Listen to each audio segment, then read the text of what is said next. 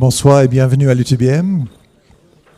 Nous sommes très contents de vous accueillir ce soir. C'est la première dans notre série de conférences et d'événements autour des thématiques liées au développement durable, développement soutenable.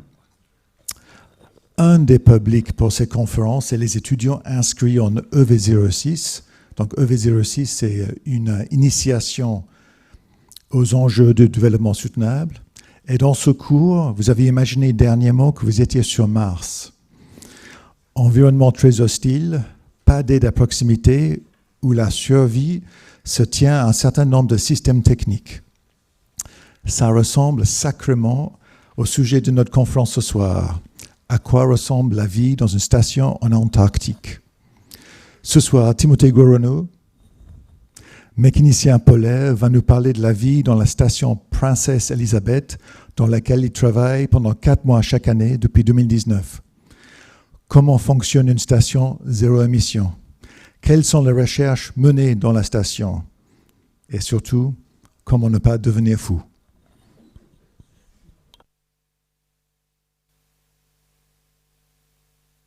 Ça marche? Ouais, c'est bon. Bonsoir à tous, merci d'être là. C'est une première pour moi de faire une présentation devant autant de gens. Il y a des gens connus, moins connus. Donc je vais essayer d'être le plus fluide possible et voilà, essayer de répondre après. Une fois la présentation finie, si vous avez des questions, il n'y a pas de problème. Si c'est vraiment des questions trop poussées, je ne dirai pas de bêtises. Donc après, vous pouvez m'envoyer un message si vraiment il y a des choses qui vous tiennent vraiment à cœur d'avoir des réponses par rapport surtout à la station. Et voilà, donc je vous fais un peu l'explication du topo. En Antarctique, donc voilà, je me présente. J'ai un CAP mécanicien motoculture de base, avec un BEP et un bac pro. J'ai travaillé à Trévenant chez Monsieur Jardinage, pour ceux qui habitent ici, pendant 3 ans. Suite à ça, je suis parti en Suisse et après j'ai eu l'opportunité de partir en voyage. Et par ce voyage, par cette opportunité-là, j'ai fini en Antarctique.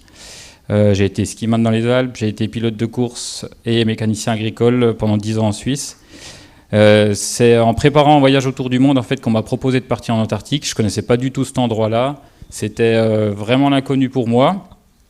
J'ai accepté parce que j'aime bien les challenges et puis ça tombait à un bon moment de ma vie où c'est que j'avais vraiment envie d'essayer d'autres choses et de voir un peu ce qui se passait plus loin, l'inconnu, tout ça.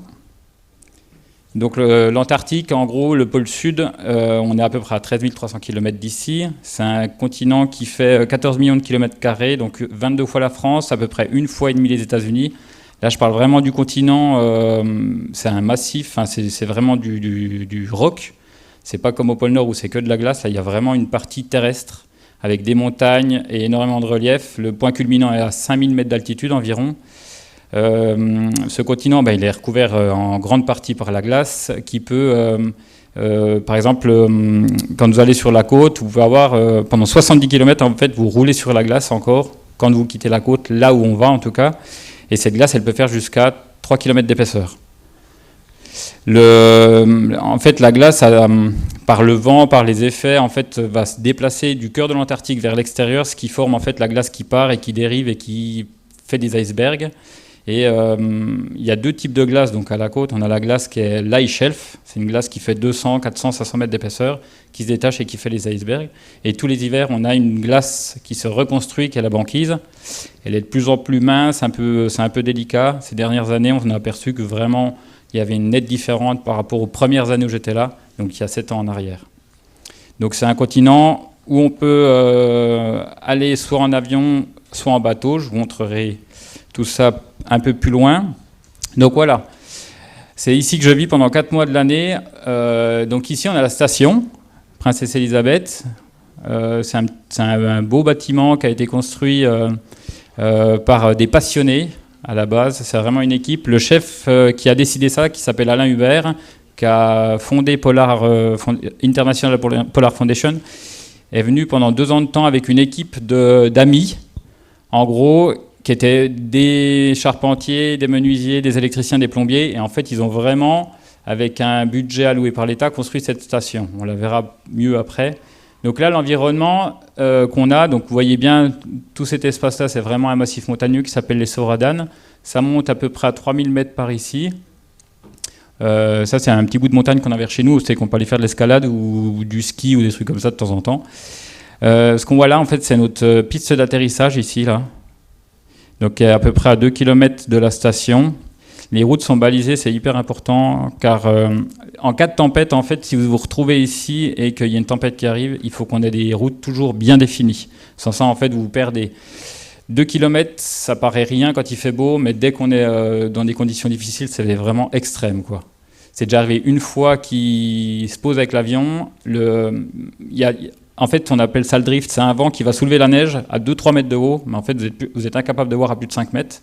Si vous passez ces 5 mètres-là, par contre, vous avez le ciel bleu et vous pouvez vraiment voir comme c'est là. Sauf que quand il y a du drift, en fait, même juste avec 2 mètres de drift, en fait, vous êtes complètement perdu.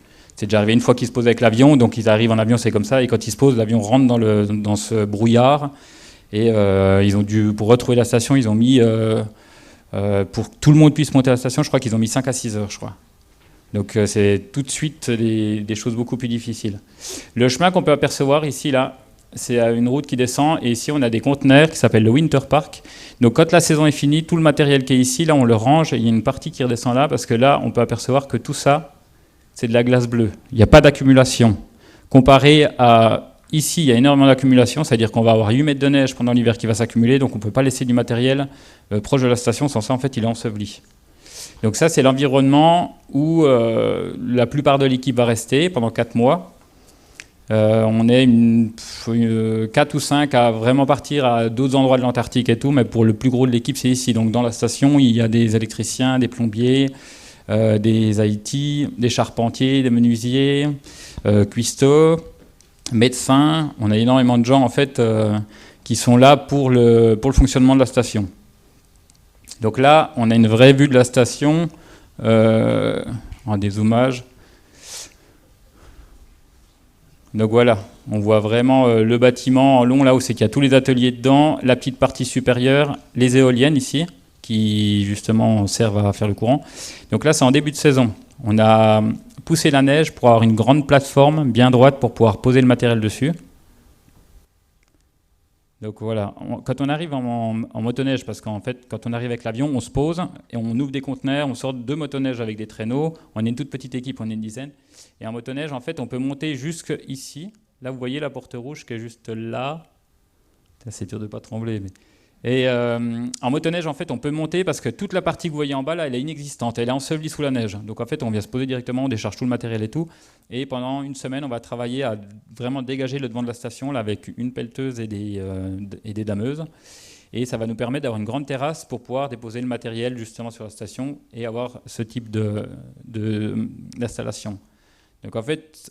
Les conteneurs que vous voyez là, c'est du matériel. Donc il y a du matériel de plomberie, électricien, des pièces pour les machines, enfin tout ce qui sert en fait au fonctionnement de la station et pour les mécanos.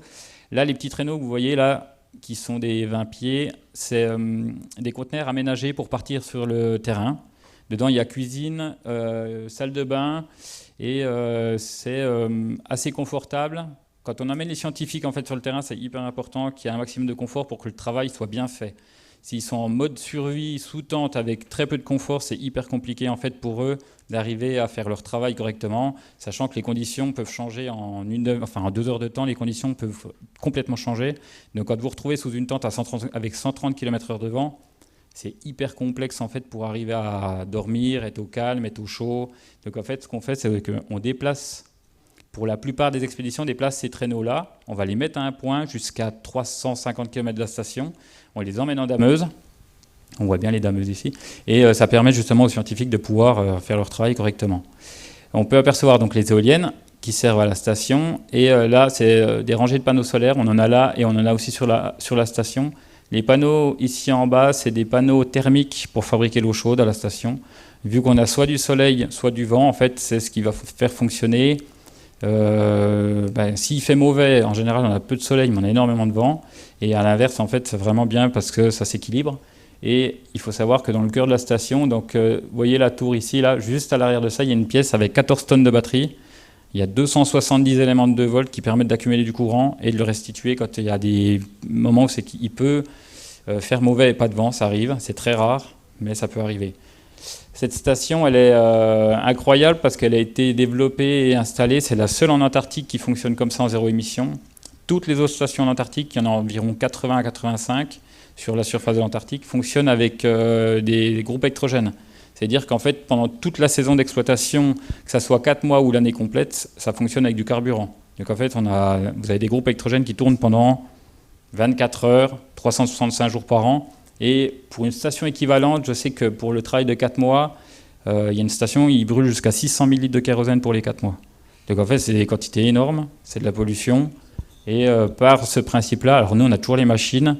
On est en train de regarder pour faire d'autres systèmes, passer à de la pile à hydrogène. Ben, on verra un peu plus loin. Mais c'est vraiment la seule et unique qui est comme ça. Donc c'est vraiment chouette et on en est hyper fiers.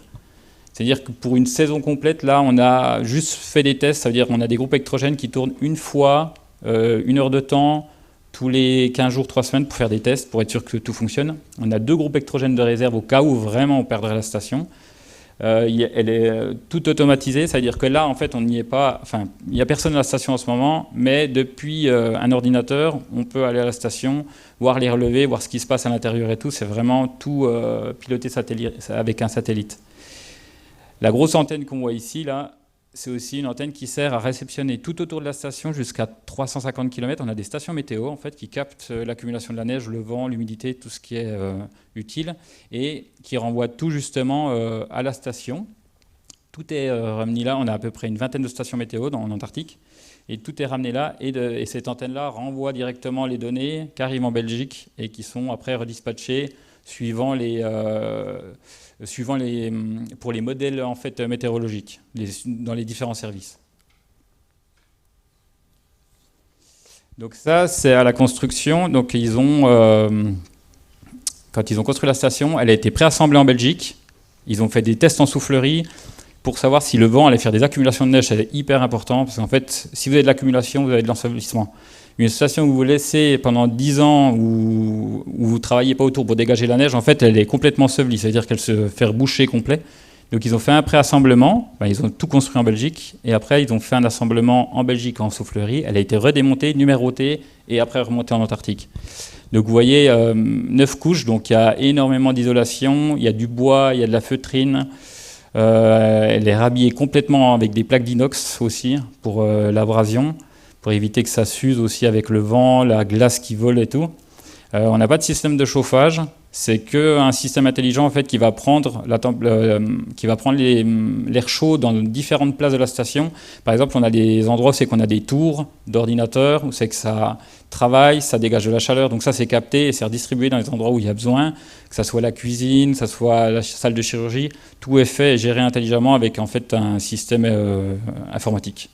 Alors on a des gens qui sont là, enfin une personne qui est là et qui gère tout ça, qui fait de l'encodage s'il y a besoin ou quoi.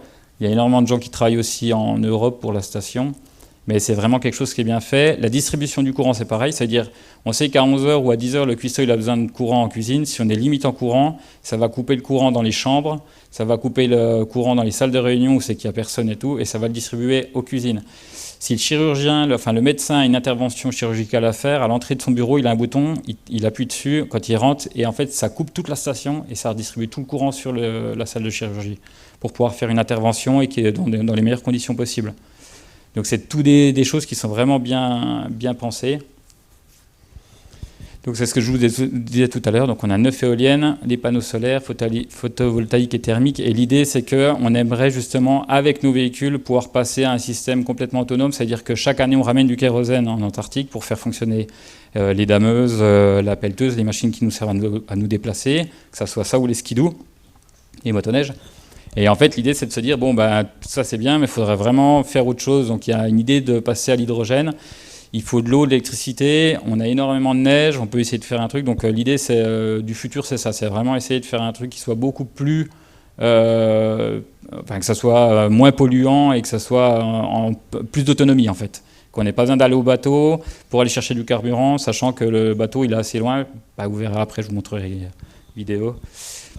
Donc le fonctionnement de la station, on a vu pour l'électricité, c'est des panneaux solaires et des éoliennes. Avec ça, on va produire de l'électricité. Et en fait, le système de l'eau, par exemple, on a une immense un immense congélateur, ça ressemble un peu à ça, avec dedans, on a le couvercle qui s'ouvre. À l'intérieur de la station, on a un petit véhicule à chenilles, on va chercher de la neige dehors et on remplit ce gros congélateur qui chauffe. Et donc il y a des tubes qui passent au fond, ces tubes-là ils sont reliés au panneau qu'on a en façade sur la station, et ça chauffe, et ça va faire fondre la neige. Cette neige, elle va servir en fait au fonctionnement de la station, que ce soit pour les douches, les cuisines, pour boire, tout ça. Elle est reminéralisée pour les robinets, pour la consommation. Ce qui est hyper important, sans ça, en fait, il n'y a strictement rien dedans. Elle est vraiment neutre, plus neutre que de l'eau déminéralisée qu'on peut acheter dans le commerce. Il y a vraiment, c'est infime. Donc c'est dangereux pour la santé. Si on buvait cette eau sans la minéraliser, au bout d'un moment, vous avez toujours la sensation de soif et vous avez tendance à user les reins. Donc c'est vraiment quelque chose qui est important. Et cette eau, elle va être resservie. Donc l'eau qui est bue, enfin l'eau qui est bue, elle est bue, mais l'eau qui sert pour la cuisine par exemple, ou pour les douches ou pour d'autres choses, elle est réinjectée dans le système, elle est retraitée, elle passe dans un bioréacteur et en fait on la réinjecte dans la station. Donc ça veut dire que sur 100 litres d'eau, il y a 60 litres qui sont réutilisés en fait pour le fonctionnement de la station. Et le peu d'eau en fait qui est rejetée à l'extérieur, elle est retraitée pour être purifiée comme à l'entrée, pour ne laisser aucune trace en fait de notre passage, en tout cas de ce côté-là, pour ce qui est hyper important en Antarctique, car c'est quand même une terre qui est faite pour la science, et on essaye d'être le plus clean possible, quoi. C'est pas toujours évident, mais en tout cas à ce niveau-là, on est vraiment vraiment bien. Et l'eau qui passe donc dans les toilettes, à la cuisine, dans les douches, tout ça, elle est réinjectée dans le système. On pourrait la boire, parce que c'est vraiment un système qui est performant, mais pour des raisons de sécurité, on ne le fait pas. On prend vraiment toujours de la fonte de neige pour pouvoir boire. Il faut savoir que sur 100 mètres cubes, en fin de saison, on a 15 kg de déchets sur 100 mètres cubes d'eau, ce qui est incroyable. La machine est performante, les gens qui s'en occupent sont très très bons. Et c'est tout un système qui a été optimisé toutes les années depuis 2007.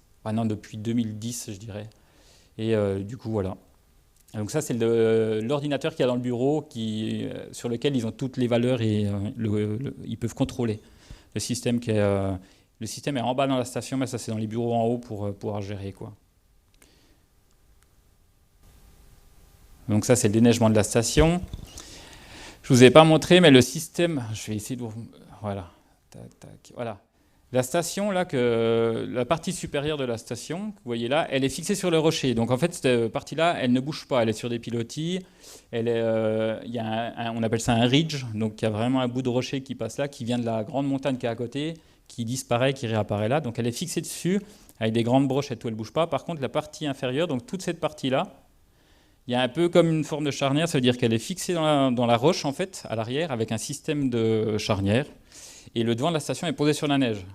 Et en fait, tous les ans, tout ce bâtiment que vous voyez là, on va être obligé de le relever. Parce que tous les ans, en fait, ils descendent 10 cm.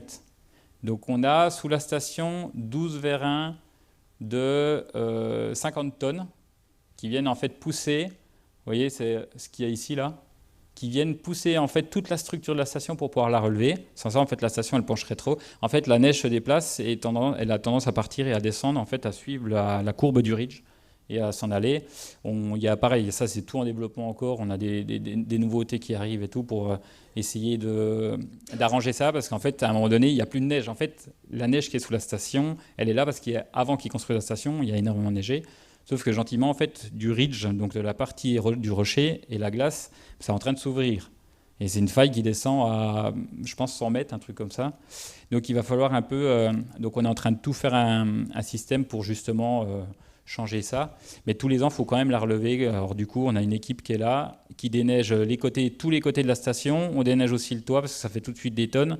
Et il y a une équipe qui va sous la station. Ils ont des lasers et ils alimentent tous les vérins un par un pour relever justement toute la station, qui est assez lourde. Le bâtiment, je crois, il fait 70 mètres ou 80 mètres, je crois, par 17. Donc ça fait vite du poids.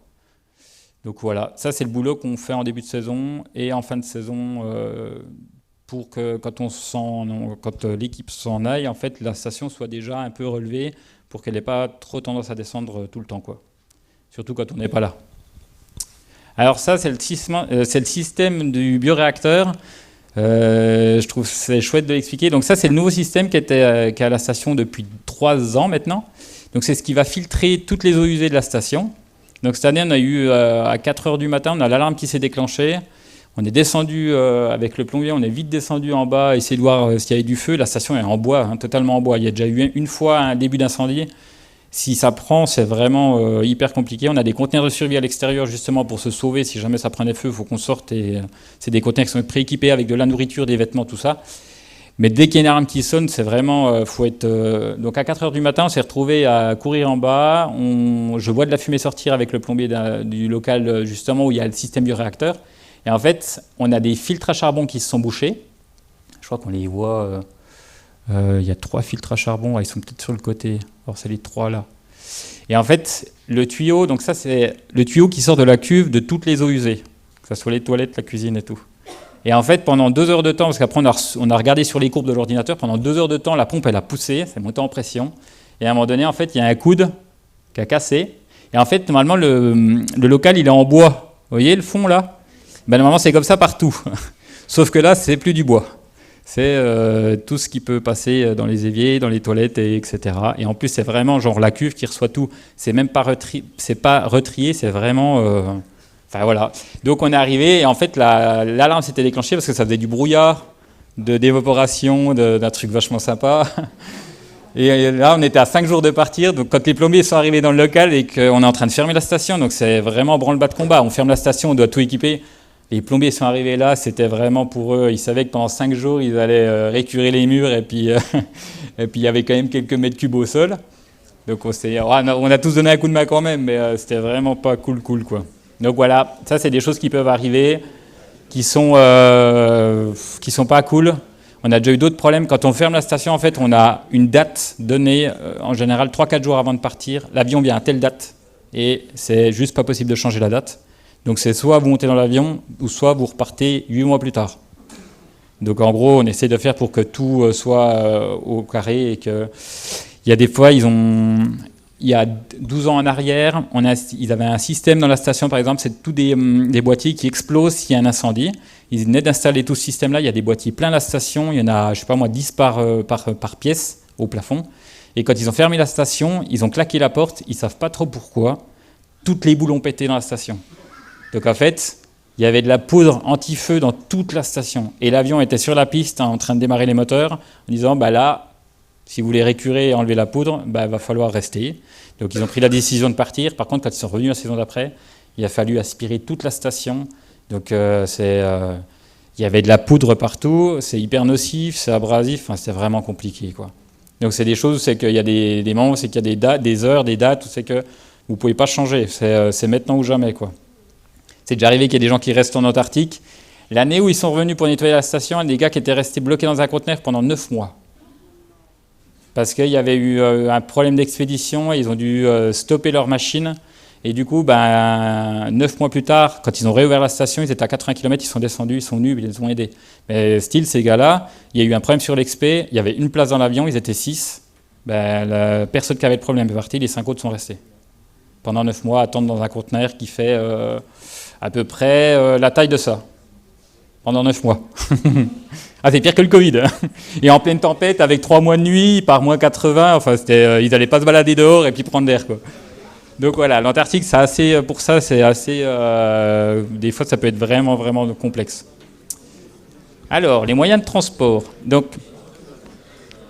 ça, c'est le meilleur exemple pour montrer, en fait, donc, on se déplace pour les longs trajets, quand on a de la charge, on se déplace en prix d'eau. Donc il faut savoir qu'il y a des voyages, on peut faire jusqu'à 500-600 km avec ces machines-là. Dans cette configuration-là, là on partait pour 700 km aller-retour. Là on roule à entre 12 et 15 km/h. Donc c'est assez longuet. Alors quand il fait ce temps-là, c'est cool. Vous avez le temps de méditer, d'écouter de la musique, un peu des podcasts, des trucs et tout. Il faut savoir que maintenant, depuis cette année, on a une connexion, donc on peut avoir une connexion Internet parce qu'on a des antennes pour. Mais les 6 années précédentes, on avait 0 connexion, donc vous n'avez pas de téléphone. Il faut savoir qu'il n'y a pas de téléphone là-bas, il n'y a rien qui marche, il n'y a pas de réseau, quoi que ce soit. Donc là, pendant 3, 4, 6 jours, vous êtes dans votre machine à conduire, puis en fait, vous écoutez de la musique. Alors il y a des musiques, vous les connaissez par cœur, hein, parce qu'au bout d'un moment, au bout de 72 heures de conduite, il y a des trucs qui reviennent, hein, parce qu'à un moment donné, vous ne pouvez pas charger de nouvelles musiques, et voilà. Là, on a du coup cette machine, c'est un Prino. Derrière, on a un conteneur avec du matos. Souvent, on met des motoneiges ici. On a 2 motoneiges. Là, sur cette configuration, il n'y a pas parce qu'il y avait un autre véhicule qui suivait justement avec les motoneiges. Et là, en fait, on emmenait des scientifiques pour de la recherche de météorites. Donc, ils partent dans les montagnes derrière là-bas à 300 km et ils doivent aller chercher des météorites parce que c'est un emplacement qui est vraiment idéal pour ça. Il y a énormément d'endroits en Antarctique où on peut trouver des météorites parce que la glace se déplace d'une certaine manière qui fait qu'il y a des endroits où la glace va converger, se stocker, s'évaporer, et c'est là qu'on retrouve des météorites. Donc là, on partait pour une expédition comme ça, on est parti avec nos machines, c'était nouveau, la route, on ne la connaissait pas, on a dû ouvrir dans des conditions assez difficiles, et on n'a même pas pu aller jusqu'au bout, on a dû faire un transport aérien, parce qu'en fait, c'était plus possible, il y avait beaucoup trop de crevasses. Donc, par exemple, quand on part en expédition comme ça, on ne sait jamais trop ce qui peut se passer. On pourra en reparler après un peu des expés, il y a des anecdotes et trucs, des choses. Pour aller en Antarctique, vous pouvez partir de plusieurs endroits. Vous pouvez partir de l'Argentine, Punta Arenas, vous pouvez partir d'Afrique du Sud. En fait, c'est tous les points qui sont les plus près du continent. Il y a 2 manières d'aller en Antarctique, soit par avion ou par bateau. L'avion que vous voyez ici, là, c'est un Ilyushin, c'est l'avion qu'on prend pour partir d'Afrique du Sud. Cet avion, il a une particularité, c'est qu'il a des pneus. Et en fait, il peut se poser sur de la glace dure, c'est de la glace bleue. Il ne peut pas se poser dans la neige, sans ça, en fait, il s'écrase. Et en fait, on fait un premier stop, nous, à 6 heures, dans une station qui est à 80 km de la côte. Donc, on fait à peu près 4500 km de vol. Et on se pose là, et après on va reprendre ce petit avion là, ça s'appelle un DC-3, c'est un avion canadien, c'est des avions qui servaient pendant la guerre, qui ont été réhabilités, ils ont fait plein de modifs et tout, et qui ont des skis, ceux-là ont des skis, et avec ça on peut se poser à la station. Vu que nous, il n'y a personne à la station, il n'y a pas de piste en fait qui est prête. Donc on ne pourrait pas se poser avec ce gros avion cargo, sans ça en fait il s'écraserait. Et du coup l'équipe des 10 personnes, on remonte dans celui-là pour arriver à la station. La piste n'est pas faite, c'est vrai que des fois c'est rock'n'roll parce que des fois la piste c'est de la neige bosselée, donc il y a des fois c'est que ça se coupe bien. On fait 10 passages, on fait des descentes. Quand vous êtes dans l'avion, si vous n'êtes pas trop rassuré, des fois c'est un peu limite. Et puis les pilotes, c'est des Canadiens, c'est des mecs qui roulent toute l'année, qui volent toute l'année. Ils volent dans le Nord Canada, c'est des mecs, le pilote là il a 66 ans, c'est des fous furieux. Il y a des fois on est en limite de décrochage parce qu'ils sont comme ça pour regarder comment est la piste. Ah attends, il y a une bosse et tout. Il y a des fois c'est qu'on est short. Et à chaque fois qu'on arrive à la station, c'est tout le temps... c'est assez délicat. Mais ça se passe plutôt bien. Ils se sont crashés une fois. Ils ont crashé l'avion. Parce qu'en fait, quand ils se posent, si on n'a pas de contraste, on ne voit pas les bosses. C'est tout blanc. C'est comme si vous allez au ski une journée blanche. En fait, vous voyez strictement rien. Donc une bosse comme ça, vous ne la verrez pas. Et quand l'avion s'est posé, moi, j'étais pas dedans. Il a tapé le train avant dans la bosse. Et puis en fait, il s'est crashé. Donc il n'y a pas eu de mort. Ils ont communiqué par téléphone satellite, ils ont fait ramener des pièces, ils ont remonté tout l'avion sur place, changé une aile, les moteurs étaient arrachés, le cockpit était complètement écrasé, donc ils ont tout défait l'avion. Ils ont passé 42 jours sur le terrain à tout reconstruire l'avion, et après ils ont redécollé, ils sont partis avec. Alors c'est pas celui-là, c'est un qu'on prenait les années précédentes, mais c'est pas celui-là, mais c'est exactement le même. Il s'appelle Lydia. De quoi là ? Donc c'est pareil, c'est des petites histoires. Les Canadiens sont incroyables pour ça, c'est qu'ils sont vraiment doués. Et je pense 90% de ces avions-là, ils volent au Canada, les DC-3. Et le reste, il y a d'autres places, mais c'est plus... je crois qu'il y en a un petit peu en Inde aussi, mais c'est plus rare. Et donc, je vous disais, parce qu'on part sur des histoires, donc le moyen d'aller en Antarctique, c'est en avion ou par bateau. Et après, c'est Argentine, Afrique du Sud. Je crois qu'il y a des départs qui se font depuis l'Australie et depuis la Nouvelle-Zélande. En fait, tout ce qui est autour de l'Antarctique, ça permet à avoir l'accès parce que c'est ce qu'il y a de plus près, quoi. Pour nous, c'est l'Afrique du Sud parce que c'est le point le plus près de nos stations. On est presque aligné avec l'Afrique du Sud, à 6000 km. Donc on va prendre l'avion là en premier au Cap de Bonne-Espérance. On se pose dans une station qui s'appelle Novolareskaya. On reste 1 ou 2 jours dans un conteneur, à attendre que les conditions soient bonnes, que les pilotes soient OK pour partir. On remonte là-dedans et on vole. Des fois, on fait 2 vols parce qu'on a beaucoup de cargo. Et après, la deuxième solution, c'est en 7 jours ou en 15 jours, ça dépend aussi des conditions. Ça, c'est un bateau qui s'appelle l'Agula, c'est un bateau sud-africain pour la recherche polaire, qui part d'Afrique du Sud. Et là-dessus, on charge en général beaucoup de marchandises. Vous voyez, ça, c'est un déchargement. Donc, il a une grande grue, il prend les conteneurs sur le bateau et il nous les pose ici. Vous verrez aussi, pareil, il y aura une vidéo explicative de tout ça après. Donc, voilà. Alors, les différentes choses qu'on a fait, qu'on s'occupe en Antarctique, pour ceux qui sont un peu dans la technique, donc il y a Venturi de Monaco qui est venu chez nous il y a 5 ans en arrière. Ils sont en train de mettre au point le rover qui part sur la Lune. Pour cette année, je crois, ils disaient. J'étais en contact un peu avec eux là, mais donc ils sont venus faire des essais. En Antarctique à la station, on a pu en fait faire les premiers essais de ce véhicule-là, qui était à la base le véhicule lunaire qui partait sur la Lune. Et ils ont complètement changé. C'est plus du tout ce système-là. Mais du coup, ça fait partie des boulots qu'on peut faire là-bas. Donc c'était hyper intéressant. C'est un véhicule full électrique qui est super chouette. Il y a eu énormément de développement autour. C'est un véhicule qui a coûté une fortune. Et ils nous l'ont laissé pendant 3 ans pour faire tous les essais en Antarctique, pour dire un peu ce qu'on pensait et tout, et refaire un gros débriefing à Monaco justement pour dire il y a ça qui nous paraît un peu léger, ça vous pourriez peut-être, il est trop lourd, autonomie de batterie pas assez, vitesse non plus. Voilà, c'était super intéressant. Donc ça a été super intéressant. J'aime énormément la course, donc c'était vraiment un truc qui était chouette à faire, quoi. Là par exemple, là, c'est pour la petite, là il est à 4h du matin, 3-4 heures du matin. Et en fait, c'est ça que je vous ai pas dit, mais il fait jour tout le temps. Donc pendant 4 mois, ça c'est le plus sombre qu'on ait, quoi. Ouais, pour le bronzage, c'est pas mal, hein. La vie à la station. Alors, c'est pas toujours la fête. Là, ils sont en train de boire l'apéro, je crois. Ouais, il y a une bière sur la table. Donc la vie à la station. Donc ce que je vous disais tout à l'heure, il y a des mécaniciens, des plombiers, il y a un peu tous les corps de métier en fait. On a une équipe qui est vraiment chouette. C'est tous des mecs. La moyenne d'âge, elle doit être de 30 ans, 35 ans, je pense. C'est beaucoup de gens qui voyagent, qui sont passionnés de montagne. On a vraiment une équipe qui est dynamique, qui est soudée, qui est agréable à vivre en général. Bon, après, il y a toujours des trucs mais bon, c'est la vie, c'est normal. Mais dans l'ensemble, c'est vraiment super. Et c'est pour ça aussi qu'on y retourne chaque année. C'est parce qu'en fait, on est trop content de se retrouver tous là-bas pour vivre des moments qui sont des fois, enfin c'est unique et compliqué, mais l'équipe reste vraiment soudée. Quand il y en a un qui a un problème, en général le reste de l'équipe va le chercher ou va en tout cas faire pour que ça se passe le mieux possible. On se considère presque comme de la famille maintenant. Ouais, c'est vraiment une chance de pouvoir faire ça. Donc là c'est une chambre, donc avec 2 lits. En bas, c'est une salle de sport à la station. On a pratiquement tous notre chambre, sauf quand il y a vraiment des grosses... À la station a été faite pour 15 personnes de base, sauf aujourd'hui, on est plutôt 30. Donc ça a été vraiment aménagé et optimisé pour qu'à 30 personnes, on a chacun notre chambre. C'est déjà arrivé qu'on soit 50. Alors à 50, c'est un peu plus délicat. On ne doit pas un peu partager quand même nos chambres. En général, ça se passe toujours bien. C'est pour 15 jours, 3 semaines max, donc c'est cool. C'est sûr qu'il ne faut pas être avec un ronfleur parce que des fois ça peut être un peu dur. Mais les chambres sont hyper agréables, sont en bois, c'est pas très grand, mais il y a tout ce qu'il faut pour être bien.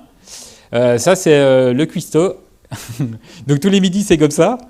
Donc ça c'est à la station, hein, parce que sur le terrain c'est pas comme ça. Et vu que je suis plutôt sur le terrain, en fait il y a des gars à la station ils prennent 10 kilos. Parce qu'en fait la bouffe est tellement bonne qu'en fait ils mangent et puis ils sont à la cool.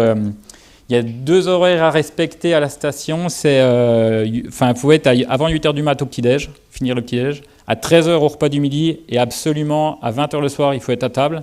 S'il manque une personne, en fait, c'est branle-bas de combat. C'est qu'il peut être parti, être tombé dans un trou, alors glisser sur la glace, s'être assommé, coincé sous une machine. Donc c'est vraiment des horaires à respecter. En général, on fait des appels radio. Si ça ne répond pas, l'équipe arrête de manger, on descend tous et on va chercher. C'est déjà arrivé 2 fois qui retrouvait un mec inconscient parce qu'il était tombé sur de la glace, donc à 2 km de la station. Normalement, on est toujours par 2, sauf que c'est pas toujours respecté. Et une autre fois, un gars qui bossait sur un couvercle métallique d'un réservoir, il était coincé dessous, il n'arrivait pas à se dégager, donc il était en train de mourir. Donc ils ont juste eu le temps d'ouvrir le couvercle, de sortir et tout, donc c'était... Donc voilà, c'est hyper important en fait que les gens... Normalement, on est toujours en binôme, sauf qu'il y en a qui ont un sale caractère qui n'aiment pas bosser avec les autres, donc en fait, ils sont tout seuls. Donc en fait, quand il y a un problème, ils sont tout seuls. Donc voilà, ça c'est la vie à station, on est vraiment bien. Il fait entre 19 et 20 degrés dans la station, la partie supérieure. La partie inférieure, ça c'est la partie inférieure, donc les chambres et la salle de sport. Là, quand on arrive en début de saison, En général, il peut faire jusqu'à moins 25. Donc pendant 3 semaines, en fait, on dort dans nos chambres par moins 25, le temps que la température remonte. Donc des fois, les premières nuits, c'est un peu rude. Se mettre en pyjama, c'est pas facile. On a des super sacs de couchage et tout, mais ouais, des fois, les premiers moments, les premières nuits à la station, c'est vraiment raide parce que il n'y a pas d'électricité, il n'y a pas de chauffage. Et il faut le temps que tout le bâtiment du bas se remette en température et c'est un peu long, quoi. Ça fait beaucoup de surface. La partie du haut, elle est toujours automatisée, donc elle est continuellement chauffée. Donc quand on arrive, il fait entre 15 et 17 degrés. Et quand le système arrive et que les gens arrivent, il y a de la chaleur corporelle, le système se remet en route et tout. Et on est entre 19 et 20 degrés. Donc c'est vraiment, vraiment confort, quoi. Là, dans les chambres, au max, il fait 12 degrés. Donc c'est cool. C'est vraiment top pour dormir. Les expéditions. Alors ça, c'est... je suis arrivé à la station en 2019 en tant que mécano. Pour la station, aujourd'hui, il y a une autre personne qui est là, qui est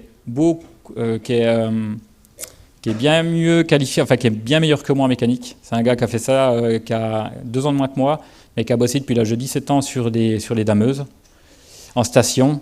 C'est une machine, le gars il est vraiment vraiment bon. C'est un copain à moi. Et quand je suis allé en Antarctique la première saison, on avait pas mal de problèmes avec les machines. Moi je maîtrisais pas trop le sujet parce que je faisais beaucoup d'agricole, mais je faisais pas des dameuses. Donc je lui ai proposé de venir, il rêvait depuis 10 ans à l'Antarctique, donc il est venu à la station. Donc aujourd'hui, c'est lui qui gère vraiment la partie mécanique à la station pour les machines, parce qu'il est vraiment surqualifié il est très très bon pour ça. Et moi, je suis plutôt sur le terrain, parce que j'ai un tempérament un peu plus à partir à l'aventure que lui pas. Donc maintenant, je suis plus sur le terrain. Cette année, j'ai passé 8 semaines sous tente sur 3 mois, à être sur le terrain, à aller faire des reconnaissances, à aller voir ce qui se passe ailleurs, voir s'il y a des points accessibles, si on peut emmener les scientifiques, si c'est trop risqué, si ça va pas. Si on peut aller en dameuse ou plutôt en motoneige parce que ça monte trop ou il y a des trucs à passer. Donc les expéditions en fait en Antarctique, vous voyez les tentes en fait, c'est ici en bas là. Ça c'est les tentes où on dort. Donc les expéditions elles vont servir à plusieurs choses. Il y a pour emmener scientifiques, donc aller faire des reconnaissances. Donc on est 2 à partir en motoneige et en machine. Donc on va sillonner l'Antarctique à peu près 500 km à la ronde de la station pour aller voir s'il y a des terrains qui se prêtent à aller chercher des météorites, chercher de la neige, enfin différentes choses en Antarctique, faire de l'observation d'animaux. Donc ça c'est le gros de mon boulot maintenant en Antarctique avec Alain Hubert, le boss. Il y a les expéditions pour emmener les scientifiques justement sur les terrains qu'on a définis. Qui vont être à 500 km à la ronde. Il y a une expédition qui part chaque année à 60 km de la station pour préparer une piste d'atterrissage pour faire atterrir un avion cargo, pour ramener du matériel et des gens. Tout ce qui ne peut pas être transporté par bateau arrive en avion. Donc ça, c'est une expé qui dure 15 jours, où on va préparer une piste avec les normes internationales pour faire atterrir cet avion-là. On est 4 à le faire. Et il y a une expédition qui est chaque année aussi, qui part à 250 km de la station. On va à la côte, un peu comme si on allait à la plage, et qui va pour le déchargement du bateau qui vient une fois par an nous amener des conteneurs, du matériel, du bois, de la nourriture sèche et des machines ou des pièces qui sont... c'est trop coûteux par avion, donc ça vient par bateau. Donc là, je vous montre une petite vidéo de quand on va au bateau, donc on prépare tout. Ça, on charge la nourriture dans le conteneur qui s'appelle un 10 pieds. Et là, on prépare tout, les attelages, tout ça. On encorde, on charge du bois pour pouvoir faire des chargements. Ça, c'est un tracteur qui peut tirer jusqu'à 100 tonnes de cargaison, qui nous permet justement de ramener énormément de matériel d'un voyage. Donc là, le voyage, il dure 2 jours pour arriver jusqu'à la côte, pour les 250 km. Donc vous voyez, on part de la station. Ça, c'est la montagne où on va faire du ski, de l'escalade. Quand il fait ce temps-là, c'est cool. C'est vraiment cool. Quand il fait moins beau, c'est vraiment cool. C'est beaucoup plus long.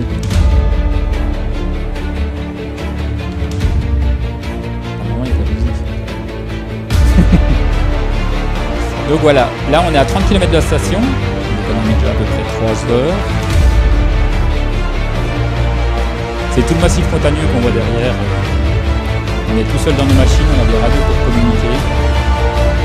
Donc voilà, sur 100 km on va voir des montagnes, mais les 150 km restants c'est plat. C'est complètement... c'est le sol. Vous voyez qu'il n'y a pas de repères. Vous pouvez pas vous dire, la dernière fois on s'est arrêté là... pour pique-niquer quoi, parce qu'en fait, en général, là c'est le soir quand on monte le campement pour dormir. Ouais, c'est un peu Club Med, mais Ça c'est la nuit. C'est en fin de saison que le soleil est assez rageant. Là on est au bord et on attend le bateau, dans le brouillard. Il arrive, il y a personne. Et là en fait il va s'accoster pour décharger le bateau. Là à cet endroit-là on avait changé parce qu'il y avait beaucoup de houle, vous voyez le bateau qui descend. Il descendait à peu près, il y avait 3-4 mètres de houle. Quand il descendait en fait et qu'il posait le conteneur, des fois le conteneur remontait. Donc on a déchargé nos 3 conteneurs là et après on a allé, ça c'est un autre endroit. On a déchargé tout du bois pour une nouvelle construction pour allonger le bâtiment. Là il fait une journée d'échargement. Il faut savoir que le bateau il est détourné pendant 3 jours quand il vient chez nous. Et si on dépasse d'un jour, c'est 50 000 € tous les 24 heures de déplacement.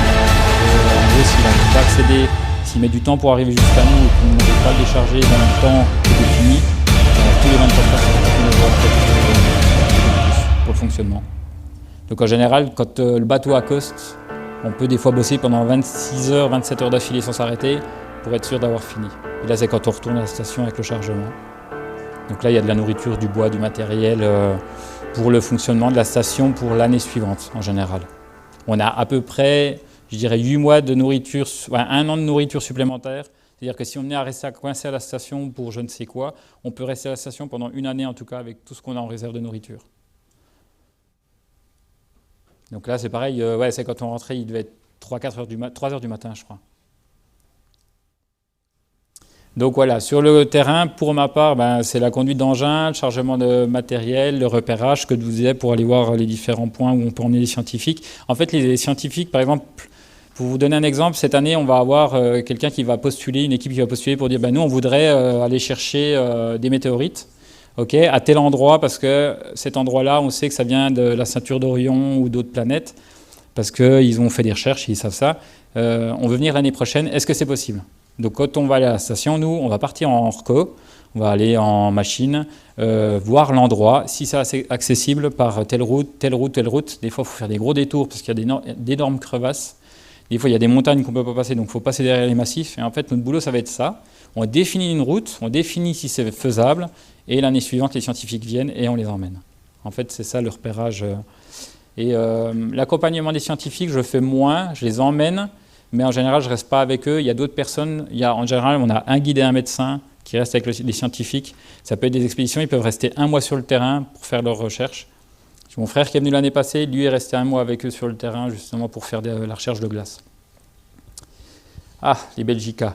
Donc la machine que je vous ai montrée tout à l'heure, pour aller jusqu'à cet endroit-là, c'est 325 km de la station.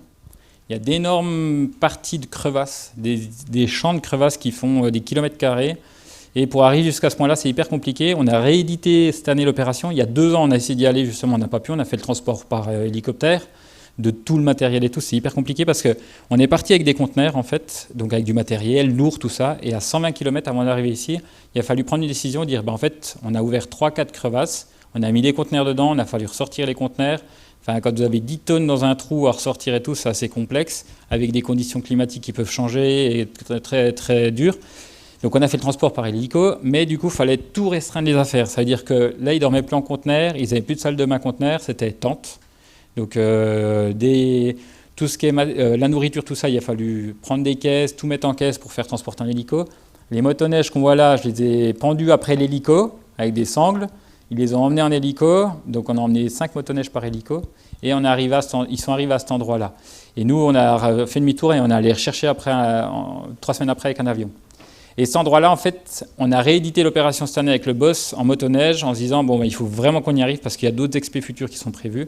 Et on a réussi cette année à arriver par machine en passant par une autre route et tout. Mais c'est vraiment l'inconnu. Vous pouvez faire 50 km, il ne se passera rien du tout, c'est nickel. Et vous pouvez être sur 10 km où c'est que les crevasses vont s'ouvrir. Une crevasse, ça peut faire 200 mètres de fond. Donc quand vous ouvrez un truc qui fait 200 mètres de fond et puis il y a des crevasses qui font la taille de la pièce, il faut savoir lire un peu la neige, il y a de la chance aussi, parfois c'est ça, et pour atteindre ces endroits-là qui sont assez loin et assez reculés. Bon, on devait aller à 500 km, on a fait demi-tour parce que les conditions n'étaient pas bonnes. Là, l'avion que vous voyez là, il est là depuis 1957, c'est une expédition belge où ils n'ont pas vu la petite bosse de neige justement au décollage ou à l'atterrissage et ils sont crashés. Tout le monde a été secouru. Ils ont réussi à aller les rechercher 3 jours plus tard. Ça date, hein, c'était en 57, c'était de Gerlache, pour ceux qui connaissent un peu l'histoire de l'Antarctique. C'était une expédition qui avait été faite, ils sont restés 2 ans en Antarctique. Et à l'époque, c'était vraiment costaud parce qu'ils avaient vraiment peu de moyens. C'était vraiment, c'était vraiment balèze, quoi. Rester 2 ans là-bas, dans une station qu'ils avaient construite toute pièce, un peu avec des caisses de bois, avec pas mal de choses et tout, mais c'était vraiment très bien organisé. Et voilà, donc là ça s'appelle les Monts Belgica, c'est un endroit où les glaces convergent énormément, donc là il y a énormément de météorites. Donc la glace va se déplacer de l'Antarctique, va descendre de l'Antarctique, elle va arriver à ces points-là, elle va se caler contre les montagnes, elle ne peut plus avancer. Et en fait il y a un principe en Antarctique qui s'appelle la sublimation, ça veut dire que la glace, sans passer par l'état liquide, elle s'évapore, donc de l'état solide à l'état gazeux. Et en fait à ce moment-là, les météorites qui sont tombées à 200 km, vu qu'elles sont noires, elles coulent dans la glace quand elles se déplacent, et quand elles s'arrêtent et qu'elles se subliment, les météorites ressortent. Parce que les météorites ne peuvent pas s'évaporer. Donc en fait, on se retrouve avec des endroits où c'est qu'il y a énormément de cailloux, et là-dedans, vous allez pouvoir retrouver des météorites. Et ça, c'est un site qui est assez... qui est fait pour ça, quoi. Donc voilà, les gros dangers, ça c'est une crevasse. Donc ça, c'est des trucs qu'on ne voit pas forcément. Surtout, celle-là, on ne la voyait pas. Donc là, moi, je suis ici. Parce que moi, je suis pas aussi... je sais pas pourquoi ils sont allés là, mais bon, après, il y a un gros pont de neige. Hein. Je crois qu'il y a 2 mètres de neige en dessous, c'est costaud, on peut passer en machine. D'ailleurs, on est passé en motoneige dessus. Donc ça, c'est le gros problème en Antarctique, c'est que vous pouvez rouler... Encore cette année, on a eu l'expérience avec le boss, on devait faire une reco pour les scientifiques. Vous arrivez là en motoneige, et en fait, vous voyez rien, parce qu'elle peut être à peine décalée avec vous, et en fait, ça reste blanc. Et quand vous arrivez à côté, ou vous roulez sur un pont de neige qui est un peu faible, ça, c'est un pont de neige ici. Ben là, si ça s'ouvre, vous descendez dedans, et là... On a perdu un gars une fois, qui est tombé à 15 mètres, il était sur un pont de neige plus bas, donc ils ont pu le récupérer. C'était à la côte, donc il y avait de l'eau dans la crevasse au fond. Et on a eu 2 machines qui sont tombées dedans, mais à chaque fois on a pu récupérer les mecs, on a pu récupérer les machines. Mais c'est vrai que c'est le plus gros danger pour moi, c'est ça, avec le froid. Parfois on peut avoir, dans des expés vraiment spécifiques, on a déjà eu moins 60 degrés, moins 60, et dans la tente moins 40. Donc ça c'est vraiment des moments qui sont assez difficiles. Il y a tout qui gèle. Même avec le casque, la visière chauffante en motoneige, vous avez les yeux, il y a tout qui gèle, c'est vraiment compliqué. En général, en quelques jours, vous perdez 10 ans vous avez l'impression d'avoir pris 10 ans dans la figure, vous êtes complètement brûlé par le froid et le soleil quand il y en a. Et voilà, ça c'est hyper compliqué. Cette année, on a fait une reco pour une scientifique. On était sur une trace très connue pour descendre à la côte. Les scientifiques étaient à droite, en train de faire des recherches pour de la neige. De la glace, et ils nous disent on aimerait bien aller de l'autre côté à 70 km. Donc on s'arrête en machine, avec le boss on décharge nos motoneiges et on part. Et on se suit à peu près à 50 mètres, on est à entre 5 et 60 km/h, et à un moment donné, il passe sur une crevasse, il l'ouvre, et j'arrive derrière, et en fait là, en une fraction de seconde, il faut estimer si c'est possible, si vous êtes capable de passer avec votre machine. Donc en général, vous mettez du gaz. Elle n'était pas ouverte sur beaucoup, donc ça passe. Et on s'est arrêté, parce que, le boss s'est arrêté un peu plus loin, parce qu'à côté de nous, il y avait un trou à peu près de la taille de la pièce, bouché, mais quand même un gros trou. Et du coup, on a dit, bon, on fait demi-tour, on va voir la crevasse qu'on vient d'ouvrir, où c'est qu'elle part. En fait, on essaie de lire un peu les lignes par rapport au déplacement de la glace, ce qui nous donne un peu une idée de où il peut y avoir des crevasses. Et en revenant, on regarde la crevasse, ok, tout. Je dis, je lance, j'ai toujours mon drone avec moi, je lance ce drone, je fais un survol. Et en faisant un survol, à 100 mètres à côté de nous, il y en avait une énorme, et... en fait, par chance, on n'est pas passé dessus. Mais à 100 mètres près, en fait, c'était à peu près ça. Donc on arrivait dans la lignée comme ça. Donc à 100 mètres près, lui, il sautait. Moi, je pense que je m'arrêtais parce que je mets de la distance. J'ai un peu plus de réflexe, il y a 72 ans. Faudra... il reste... c'est une machine, hein, mais voilà. Et du coup, ça, c'est vraiment le plus compliqué à gérer, quoi. Et si vous passez, par exemple, là en haut avec une machine de 10 tonnes, la première machine va pouvoir passer, la deuxième peut-être, et il se peut que le troisième conteneur que vous avez derrière, il tombe dedans, et là, la machine, elle s'arrête, il faut aller retirer le conteneur. En général, on ne laisse rien dedans. On a un tracteur de 30 tonnes qui est déjà tombé dedans, donc il a fallu passer, je crois qu'on a passé plus de 3 jours ou 4 jours, presque non-stop, à creuser la glace, à tirer avec des machines, à essayer de faire. On a réussi à le retirer, mais c'était vraiment délicat. Ça, c'est le froid. Bon, là, c'est rigolo, c'est à la station. Donc là, vous avez du vent, du drift. Du froid, il doit faire, je sais pas, moins 30, je pense, parce que c'est quand même à la station, c'est assez cool, la température, c'est encore pas trop abusé. Mais avec le vent, là, il y a à peu près 100 km/h de vent, je pense. Ouais, allez, 80 km/h de vent. Et en fait, ce que vous voyez qui se déplace, c'est vraiment le drift. Donc, c'est de la neige qui est soufflée. Ça, si vous n'avez pas de lunettes ou pas de masque, les cristaux de glace, ils viennent vous taper les yeux. Et en général, après, vous êtes obligé de rester avec des lunettes de soleil pendant une semaine parce que vous avez les yeux qui sont complètement bousillés, qui sont impactés de cristaux de glace. Donc, on a eu 2-3 fois le cas à la station. Ça, ça nous est arrivé. Alors ça, c'est pas chez nous, mais c'est ce qui s'est passé sur le terrain. Vous voyez, vous êtes en train de rouler, tout est nickel, puis en fait, la machine, elle tombe. Ouais, c'est... Alors c'est toujours drôle en vidéo. Moi, j'aime bien la regarder, mais en vrai, c'est toujours délicat. Donc là, c'est sur une autre station qui n'est pas près de chez nous, mais c'est exactement ça. Ils sont passés plein de fois et tout, et à un moment donné, il y a une crevasse, le pont cède, et en fait, la machine, elle tombe dedans. Alors ça, c'est les exercices quand on va dans les crevasses. Parce que chaque année, on fait des exercices de sauvetage. C'est-à-dire, on descend dans les crevasses, on descend des gens avec les cordes et tout. On va rechercher des corps au fond pour s'entraîner au cas où ça arriverait. Donc voilà, ça, c'est nos petites escapades de crevasses dans la glace. Donc voilà, là, c'est cool. Hein, elle fait peut-être 20 mètres de fond, donc c'est rigolo. Mais il y a vraiment des grosses. Vu que la glace peut faire 3 km d'épaisseur, suivant comment c'est cassé, ça peut faire 200, 300, 400 mètres de fond. Avec des ponts de neige à l'intérieur, mais c'est quand même... Ouais, c'est mieux de rester dehors. Faut pas aller dedans. Enfin, en tout cas, faut pas tomber dedans. Faut y aller volontairement, ça va. Donc voilà, le principal... pourquoi on va en Antarctique, en fait, depuis tant d'années, c'est pour la science. Chaque année, c'est vraiment le but de tout ça, en fait, c'est vraiment pour comprendre la planète, pour voir un peu comment tout ça évolue et tout. Il faut savoir que l'Antarctique, c'est la mémoire un peu de la Terre au niveau des températures, de l'air, tout ça. Il y a beaucoup de choses qui sont emprisonnées dans la glace par des petites bulles d'air qui sont analysées chaque année quand ils font les carottages de glace. On peut remonter ils se remontaient 1 800 000 ans, je crois, là, jusqu'à aujourd'hui, avec des forages qui descendent à 3 km de fond, 2,8 km, je crois. Et grâce à ça, ils peuvent remonter dans le temps. En fait, quand il neige en Antarctique, ça emprisonne de l'air. Cette air, elle a circulé autour de la planète. Et en fait, elle est prisonnière de la neige qui va gentiment descendre. Enfin, il y a de la neige qui va retomber par-dessus. Par compression, avec le temps, ça devient de la glace. Et ça vous emprisonne. En fait, la glace en Antarctique, elle est pleine de bulles d'air. Et en fait, dans ces bulles d'air, quand ils coupent et qu'ils font des carottes, ils prennent des prélèvements. Et avec ça, ils peuvent avoir énormément d'informations, jusqu'à même la température extérieure. Donc c'est vraiment quelque chose d'intéressant. Donc ça, c'est une des raisons pour lesquelles on va là-bas. Donc là, c'est notre campement. Ça, c'est un 10 pieds, c'est un conteneur de survie. Dessus, là, on met de la neige dans cette partie-là qui est chauffée. Ça fait de l'eau à l'intérieur. On a un robinet, une toute petite cuisine avec deux espèces de fauteuils. On peut dormir dedans si les conditions sont vraiment extrêmes. On a un téléphone satellite dedans. On a des réserves de nourriture. On a des caisses avec du matériel pour la mécanique, des jerrycans avec de l'essence pour les motoneiges. Et là, devant, on a 4000 litres de kérosène pour refueler la machine qui va tracter. Ça, c'est nos tentes où on dort. La tente ici, c'est la tente toilette. Donc c'est assez cosy comme endroit, c'est sympa en tout cas, on passe des bons moments quoi, c'est un peu comme partir en vacances au camping quoi. Donc ça c'est un conteneur qu'on a en permanence toujours avec nous, le conteneur là c'est vraiment notre conteneur de survie, s'il y a quoi que ce soit, l'année passée on est resté bloqué dans une tempête pendant 2 jours et quelques, avec des accumulations de 4 mètres de neige autour de nous, on est resté à 5 là-dedans, ah c'était long aussi là.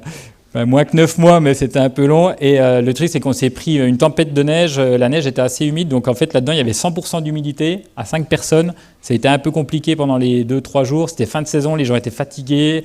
Il y a eu une erreur. En fait, c'était vraiment compliqué. Donc, ça, c'est vraiment grand comme... ça fait à peu près la taille de ici. À peu près ça. Donc on était à 5 là-dedans pour manger et préparer, enfin voilà quoi. Donc on a joué aux cartes, on s'est occupé comme on a pu. Tout était trempé, donc c'était pas très agréable, mais on s'en est sorti. Donc voilà, ça c'est où on décharge le bateau. Donc la glace que vous voyez en bas là, tous les morceaux qui sont cassés, c'est de la banquise qui est partie avec la houle de l'été en fait. Et la grosse partie que vous voyez, ça c'est de la glace qui fait 400 mètres d'épaisseur environ. C'est là qu'on décharge le bateau, c'est le point de déchargement, ça s'appelle Derwal. Il y a une petite île à côté qui est recouverte de glace, mais avec le rocher en dehors de l'eau, recouvert de glace, donc on ne le voit pas. C'est un endroit où on va chaque année pour décharger le bateau. On peut apercevoir qu'il y a des cracks, donc c'est pareil, quand on décharge le bateau, tous ces trucs-là, c'est des bouts qui vont partir, donc il faut faire attention aussi, au moment où on décharge le bateau, de trouver le meilleur endroit. C'est déjà arrivé qu'il y ait des morceaux qui se détachent quand on est avec Alain Orco. C'est assez impressionnant parce que c'est des énormes blocs de je ne sais pas combien de milliers de tonnes en fait, qui partent à l'océan. Et si vous êtes dessus, bon, c'est cuit. Mais quand le bateau est là, en tout cas, c'est hyper important que la zone elle soit sécurisée. Et ce qui peut aussi se passer, c'est que le bateau il vienne. Si on a mal estimé en fait l'endroit, le bateau dit nous on décharge pas là, c'est trop dangereux. Donc vous trouvez un autre endroit où on repart. Et sachant qu'on paye 250 000 €, je crois, de livraison pour le bateau, on ne peut pas trop se louper parce que si le bateau repart, en fait, vous payez 250 000 €, mais vous n'aurez pas votre matériel, il faudra repayer l'année d'après un supplément. Donc c'est vraiment des choses qui sont importantes à voir. C'est aussi pour ça que je fais du drone, pour vraiment voir les zones qui sont safe ou pas, et voilà. Donc ça, c'est une scientifique belge qui s'appelle Sibylle, qui est venue justement en Antarctique. On a emmené sur le terrain, qui est venue récupérer des échantillons de particules. Donc elle va creuser la glace à peu près à 2,50 m de fond. Et elle voit toutes les strates, une fois qu'elle est dans le trou qui fait... je sais pas, le trou il doit faire 3 mètres par 2, je crois.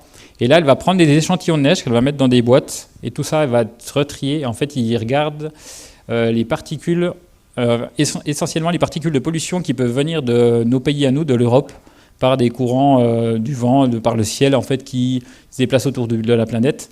Et grâce à ça, ils peuvent dire, on voit des pics de pollution à l'ère industrielle en France. En fait, on les retrouve là. Donc c'est tout ça pour comprendre un peu aussi le fonctionnement, les vents, les déplacements de la pollution autour de la planète. Ring, eux, ils font de la cartographie, de la topographie. Donc ils ont un avion comme le DC-3 avec un énorme radar en dessous et ils survolent l'Antarctique, ils sillonnent l'Antarctique en le quadrillant. Ils arrivent à mesurer les épaisseurs de glace et à savoir à tel endroit il y a 200 mètres, 500 mètres, 3 km. Et en fait, ils redessinent tout l'Antarctique, la croûte terrestre et après toute la croûte glaciaire aussi. Et eux, c'est une étude chinoise et allemande. Ils travaillent en partenariat les uns les autres. On a eu les Chinois cette année, on a eu les Allemands l'année passée. Mais c'est des chouettes choses. Et en fait, il y a un truc qui est cool aussi, c'est qu'en tant que mécano, on a le droit de bosser sur les avions là-bas. Donc quand ils viennent faire les services et tout, on est avec les mécanos et on file un coup de main. Donc c'est hyper intéressant parce que pour un mécanicien tondeuse, bosser sur un avion, c'est quand même cool, quoi. Exposol. Ça, c'est une autre... donc ça, c'est Paola. Elle est, je crois, d'Argentine, je crois. Ou espagnole, je ne sais plus, elle parle espagnol. Et eux, pareil, ils font des relais. Alors eux, ils ont des gros instruments comme ça, et en fait, le vent déplace des particules, et ils prennent les particules qui sont dans l'atmosphère et pas dans la neige. Donc c'est pareil, c'est une étude qui est menée maintenant depuis 3 ou 4 ans, je crois. Donc là, c'est pareil, à la station, on doit s'occuper de construire ces supports-là en inox, et on doit les fixer à plein d'endroits. Donc ça, c'est un peu notre boulot aussi. Ça, le soudeur va s'occuper de les monter, les assembler, et nous, on va s'occuper de les installer sur le terrain, quand on va en déplacement et tout, et qu'on emmène les scientifiques. La biodiversité. Donc ça, c'est quand on est avec Alain, c'est ceux qu'on voit le plus souvent. Ils sont assez curieux, c'est vraiment cool. Donc ça, c'est les manchots, ça c'est un manchot Adélie. À côté, vous avez le manchot empereur que... je ne sais pas si tout le monde connaît la marche de l'empereur. Donc c'est ce manchot-là, assez grand, assez fier. Il n'approche pas trop. Il n'est pas très curieux, mais c'est vraiment un bel animal. On a une colonie avec 17 000 manchots à côté du point de déchargement du bateau. Donc chaque année, quand on y va, on fait un survol drone assez haut, on prend des photos. Elles sont redonnées en Belgique et en fait, ils ont un appareil qui lit tous les points noirs. Et avec ça, ils font la comptabilité en fait, des manchots. Ils savent si la colonie est en train d'agrandir ou en train de se perdre, ce qui peut arriver aussi si la glace part trop vite, s'il y a d'autres soucis. Chez nous, ça va encore, mais il y a d'autres endroits où c'est qu'il y a vraiment des problèmes. Les colonies sont en train d'être décimées par le fait qu'il y a le réchauffement climatique, donc il peut pleuvoir, donc les manchots peuvent être mouillés, donc s'ils sont mouillés, ils gèlent. La glace qui part trop vite, donc les petits n'ont pas le temps de faire leur pelage en fait, pour affronter l'océan, donc ils partent à l'océan, mais en fait ils ne peuvent pas nager parce que le pelage est encore du duvet, donc c'est toutes des choses à savoir. Celui qui est à côté, l'Adélie, est beaucoup plus petit, il est hyper curieux. Il faut savoir que quand on fait un déchargement de bateau, on a déjà été jusqu'à 10 km du bord. À 10 km, ils entendent le bruit et ils viennent jusqu'à 10 km en bande. de 7 à 10, et ils viennent tourner autour des machines et des conteneurs en mode qu'est-ce que c'est? Donc c'est assez cool. Il y a 3 ans, on a un empereur qui est venu, qui a fait 180 km, qui est venu jusqu'à la première station chez nous. En fait, il faut savoir qu'une fois par an, il doit muer, donc il doit rester 2 mois en dehors de l'eau, parce qu'il est en train de perdre son plumage et de refaire son plumage. Donc il va se goinfrer pendant la période avant, donc il va être bien dodu. Et pendant tout ce temps-là, il est sur le bord de la glace et il attend pendant 2 mois. Donc des fois on passe et ils sont là, ils attendent. Et des fois on repasse, ils sont toujours là, ils attendent. Donc là, lui, il s'est dit, au lieu d'attendre, je vais aller me balader. Il a dû voir des traces et il s'est mis à suivre les traces. Donc il a fait 180 km, il est venu jusqu'à nous. Et après, il a fait demi-tour et il est reparti. Après, on ne sait pas où il est allé. Puis il ne faisait pas de stop la dernière fois qu'on est redescendu, donc on ne s'est pas arrêté pour le prendre. Mais c'est impressionnant parce que c'est pas très gros, ça marche pas très vite. Bon, il se déplace sur le ventre plus vite que sur les pattes. Mais 180 km aller, c'est quand même quelque chose, quoi. Les phoques et les léopards des mers. Les phoques, c'est cool. Ils sont assez sympas. Ah, j'ai pas dit, mais pour les manchots aussi, dans leur façon de fonctionner, ils savent qu'une fois qu'ils sont sur la glace, la banquise ou sur l'ice shelf, ils n'ont plus de risque. Donc il n'y a aucun problème pour eux. Donc en fait, c'est pour ça qu'ils sont curieux et qu'ils viennent assez proches. Parce que pour eux, le danger, c'est le léopard ou l'orque. Il est dans l'eau. S'ils sont en dehors, c'est OK. Donc c'est pour ça qu'ils viennent aussi près de nous et qu'ils ne sont pas trop méfiants. Parce que c'est comme ça, ils le savent. Le phoque est cool. Il fait sa vie. En général, il va manger, il dort énormément tous les jours. On en voit beaucoup. Le léopard des mers, on en voit moins. Par contre, c'est hyper délicat. À cause de lui, normalement, on n'a pas le droit d'approcher le bord de moins de 3 mètres, ce qui peut sortir de l'eau, vous choper. On a un collègue qui a failli se faire attraper une jambe. En général, il sort, il attrape et après il vous coule et il vous mange si vous êtes bon. Mais ça, c'est vraiment l'animal quand on en voit un, on reste à distance, très territorial. Donc en fait, si vous êtes sur son coin à lui, il ne va pas trop aimer. Et je ne vous ai pas rajouté, mais donc il y a des orques aussi et des baleines. Les orques, c'est 6 mètres du bord. Si vous êtes à moins de 6 mètres du bord, il peut sortir vous attraper, il peut casser la glace. Enfin, on en a vu une fois, on était en train de décharger le bateau. Et ouais, c'est beau, c'est impressionnant, mais c'est toujours délicat. Et la dernière fois l'année passée, à la côte, on a vu 4 baleines et on était à 2 mètres d'elles. Et elles étaient là en train de respirer, prendre leur respiration. On était sur la banquise avec Alain. Et à un moment donné, elles ont plongé. Donc elles sont passées à 2 mètres de nous, sous la glace. Puis elles remontent pour aller chercher le krill. Donc ça, c'est des trucs qui sont impressionnants. Les baleines, c'est cool. Mais les orques, c'est vraiment... Ils sont pas méchants, ils se nourrissent et c'est normal. Et voilà, quoi. Et en dehors de l'eau, en fait, je pense que quand on est dans l'eau, on ressemble un peu à des manchots. Donc je pense qu'ils disent que dans tous les cas, ça doit être mangeable, quoi. Donc voilà, je pense que j'ai fait à peu près le tour. Si vous avez des questions, n'hésitez pas.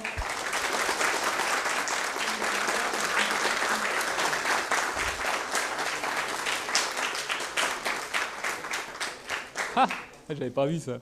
Alors si jamais vous pouvez prendre ça, et c'est pareil, si vous avez des questions vraiment et que j'arrive pas à y répondre, je pourrais vous répondre plus tard. Mais il y a des questions, je ne veux pas dire de bêtises, si vous avez des questions techniques sur la station, des choses qui sont vraiment poussées, et je ne suis pas hyper au courant pour les questions, surtout le système informatique de gestion de station. Mais si vous avez d'autres questions, n'hésitez pas, surtout sur le terrain, l'Antarctique et tout, je peux